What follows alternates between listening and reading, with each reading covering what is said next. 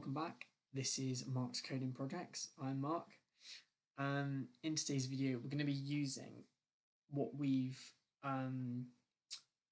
created in the last video, which was a text file of connections to our server, and we're going to be using that first and foremost, at least, to determine whether or not a connection has already got a match, or it's already been saved in our connections text file.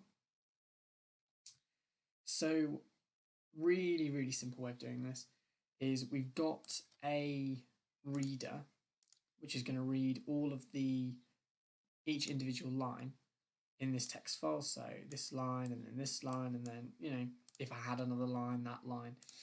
It's going to read all of those lines into a list of strings. So each element of the list is a new line in the text file.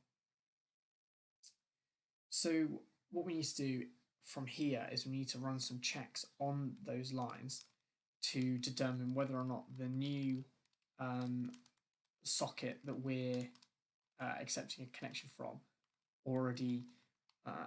has already been with us before, basically. Like I said, I was a bit cheeky. I say that wasn't a bit cheeky, clearly, because I've deleted everything I previously did. I've recorded this video many times, done lots of different things, so can't remember what I have and haven't written. So what I want to do, first of all, is I want to make a string called client IP. This string is the information which would be saved into our text file, but it's not been yet. And we're going to use it. It's been saved in the exact same format as what's in the text file, so it's ideal to test against the contents of the text file. So what we're going to be doing is I'll put in some checks to see whether or not this matches the contents of any of these connections, and if it does, then we will probably ignore the writing process, and if it doesn't, then we'll do the writing process, and then in the next video we'll build from that further. But I think I'm trying to tackle too much at the moment, and I think it's probably better if we just take it nice and slow and do one bit at a time. So we have this list. So what we're going to want to do is we're going to want to do a couple of different bits. First of all, we need to split the list. And the reason for that is because the list elements can contain two IPs. You notice here, this is information on two different clients. And obviously, if we're checking against one client, it's never going to equal this line, ever. Even if this client here matches the client that's just connected, it's not going to find it as true, as equal to each other, because there's this whole other bit of junk, I guess, stuck on the end of it. So we need to split them up. So the way that we're going to do that is, I've rushed ahead again. First and foremost, we need to loop through every line of the text file. And the way to do that is really simple. It's just a for loop connections.size. So we set our counter, if you like. We say it can't go over the size of our list, and then we increment it by 1. Now we're going to do the splitting. So we don't need to split every line, because take this line, for example. This line is just a single IP. Therefore, it doesn't need to be split. So we need to determine whether or not a split is necessary. And the way to do that is we need to determine whether or not it has a space in it. So, you know, this is all identical. So these are the same. Obviously, the numbers are slightly different, but, you know, that's the nature of it. You can't do it based on IP. You can't do it based on port number, because it's going to be unique every time, pretty much. The one thing that is different and will always be different between a 2-line a 2 IP line and a 1 IP line is this space in the middle. So there will never be a space. Well, there shouldn't be if someone codes it wrong. There will be a space potentially, but in order to make this work, there should never be a space when you've written 1 IP to a line of text. If you've written 2, however, there must be a space. So we need to check if our line of our text file contains a space. Have I spelled that wrong? Yes, I have. Nice. There we go. Sick. Okay. So if it contains a space, then we need to split it. So in order to do that, we need something to save our result. So our split method, what it does is it splits a given string at a specific character or at a specific point. So if you say split it at 5, it will go across the 5th character and always split it. In this case, we're going to say split at the space. So the first space you find, or possibly even every space you find, I think, splits it. So we need an array to store all of the new strings, or sort of substrings, if you like, that are created off the back of this split method. So we'll call them, what we call it? I had a great name for this, I've completely forgotten. What is this array? Oh yeah. Totally fantastic name. Split connections. There we go. So we have this split connections array, and we're going to set it equal to our array, the results of our split. So if there's a space here, for and a space, split it. So this becomes a string and this becomes a string. And both of them are saved as elements to our split connections array. Fantastic. What do we now need to do? We need to do a check to see if our split connections, either of our split connection elements matches the client IP string that we've just created. I'm not fully sure how I'm going to write this, but we will get there. Client IP equals, not equals. So if you use equals, it tends to send a bit of a wrong result. So the best way of checking that strings are equals is by calling the equals method. So it's slightly different. I've been caught out with this before. So just don't ever put equals when you're using a string. Instead, use the equals method. So, okay, so what do we want to do if our client IP equals the contents of split connection 0? First of all, we're not going to want to write the IP to our text file. That's first and foremost. Second, we're going to want to see if our split connections 1, so our opponent, is online. How I'm going to do that, I don't know.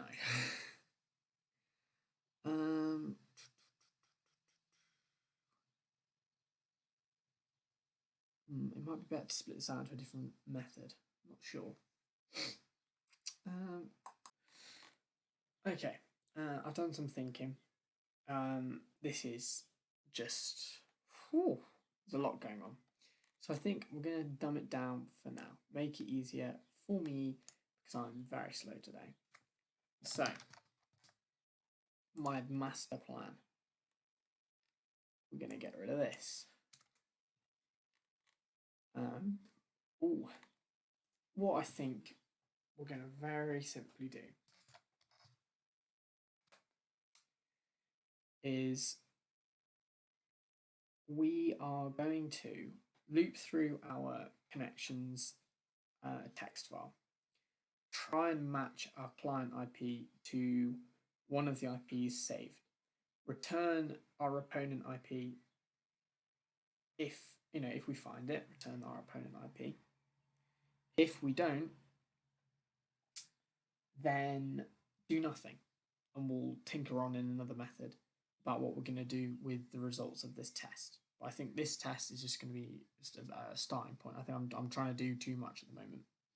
So to dumb it down, make it simple for myself, we are going to return, in this instance, we're going to return split connections 1. Cool. And then I feel like I then want to do another test. Oh dear, that's gone very wrong.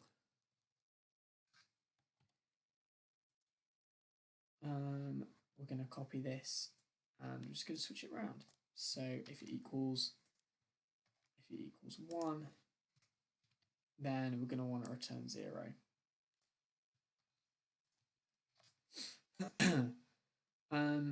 We'll go through this.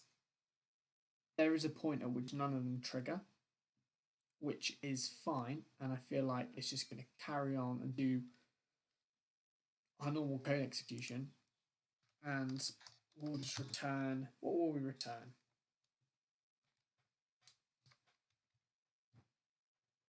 We'll return not found.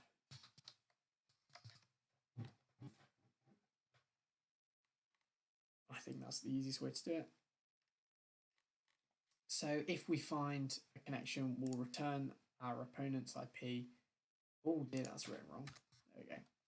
And if we don't find the connection, then we'll return not found and we'll write it to our text file as normal. I have a feeling that by putting in the return statement, it's going to end the execution of the method. So that means that we don't need to put a test to make sure that this code's allowed to run. It just means that once it hits this line, if it does hit this line, it's just not going to bother with this. It's going to quit out.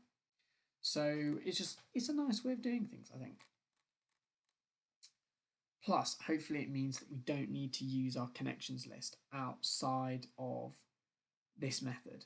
Hopefully, fingers crossed. What we can do is we can just make smaller amounts of data that make it easier to interact with the connections text file. That's what I hope. I'm gonna do a quick test, and then I think I'm done for today, and I'm gonna move on to the save connections because there's a few different things, and I'll talk at the end about where we're going with this because I still need to get it straight in my head, to be honest with you. Okay, so we have the server running and we have the main class running. I'm going to run second client as well. I'm just going to do a quick game to make sure that they work. I don't think it will make a difference. Yeah, this process doesn't affect this, the game execution at all. The lines are saving correctly. What we need is we need specific IPs. That's the key. Yeah, this is hard to test. But basically, what we've made sure is that what I've created isn't going to in any way mess up the rest of the program. So that's good. That's progress, I guess. I'm going to do some more testing on this in the next video. I'm going to kind of talk to you about where we're going from here, because I feel like this has all been a little bit chaotic. So we've written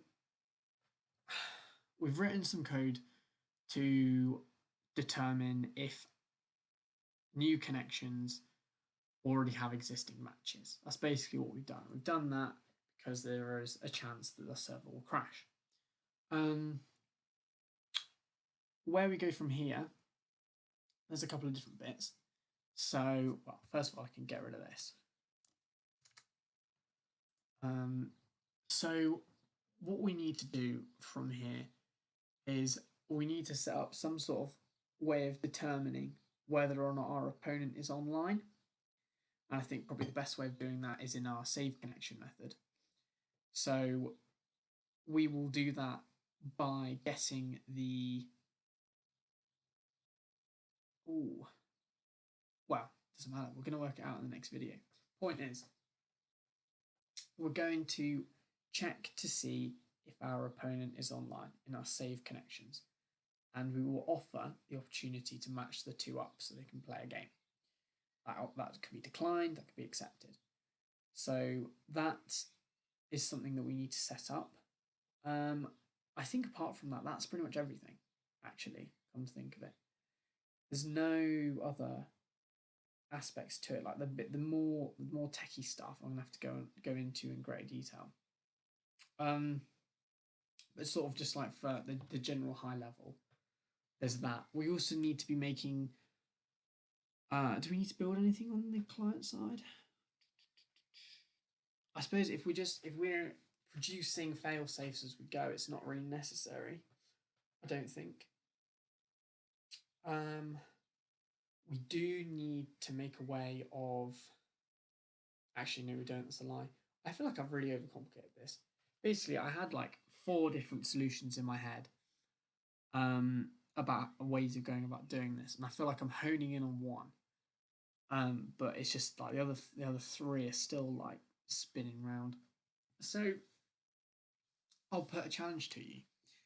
I had a way, or I had a thought of clients, if they get disconnected from the server, what they will do is they will write their game board and their IP address to a text file. And when they reconnect to the server, they will pass that information to the server, and the server will update its logs. So if anyone wants to create a what's it called? A fail procedure, I guess, on the client side, then feel free. That's a challenge. That was something that I was considering doing originally, but I feel like it's probably overkill. But it still sounds like quite a cool solution. So if anyone wants to do that, then go for it. I feel like this is probably the most efficient, or certainly it's the most simple. So I'm going to carry on with this in the next tutorial. I need a break. I'm going to go chill now. Yeah. If by the way, yeah, if I know I keep asking this, but if you guys have got any feedback on these videos, please do comment down below. It'd be greatly appreciated. And please do go and like the videos that are actually decent, and the ones that are crap, feel free to tell me, because I'm just getting into this, so it's still a bit all over the place of what I'm doing. So any feedback, any pointers we think I could make some changes, make things a bit better, that was all greatly appreciated. If not, and you think my code's fantastic, then subscribe, smash the like button, do all of that business, and come back and watch the next video. And I'll see you then.